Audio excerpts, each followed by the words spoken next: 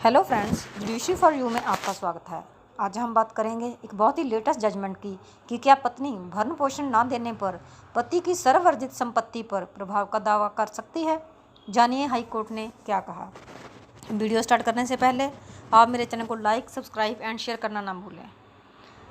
आंध्र प्रदेश उच्च न्यायालय ने फैसला सुनाया कि पत्नी भरण पोषण के एवज में अपने पति की सर्ववर्जित संपत्ति पर प्रभार प्राप्त नहीं कर सकती।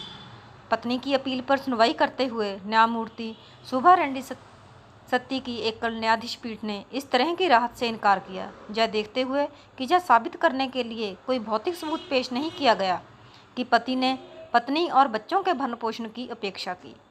इस मामले में पीड़िता ने अपने पति से गुजारा भत्ता की मांग की थी। मुकदमे में उसने प्रति माह 6,000 के रख रखाव की मांग की और वादी अनुसूचित संपत्तियों पर एक शुल्क के निर्माण के लिए अनुरोध किया। यह उनका तर्क था कि प्रतिवादी पति शराब पीने और जुआ जैसे दुराचारों का आदी था और उसका समर्थन करने के लिए उपेक्षित था कि उसके पास अपना और अपने बच्चों का भरण पोषण करने के लिए कोई साधन नहीं था। सबूत के अभाव में ट्रायल कोर्ट द्वारा मुकदमा खारिज कर दिया गया था, इसलिए वादी पत्नी ने मुकदमे में अदालत के फैसले के खिलाफ यह अपील दायर की। उसने दावा किया कि उसके पति ने अनुसूचित संपत्ति खरीदी और फिर संयुक्त परिवार के फंड से घर बनाया। हालांकि उसके दावे से विपरीत दस्तावेजी और मौखिक साक्ष्य से स्थापित किया कि अनुसूचित संपत्ति 2 होटलों के संचालन से प्राप्त आय के साथ पति द्वारा खरीदी गई सर्वअर्जित संपत्ति थी।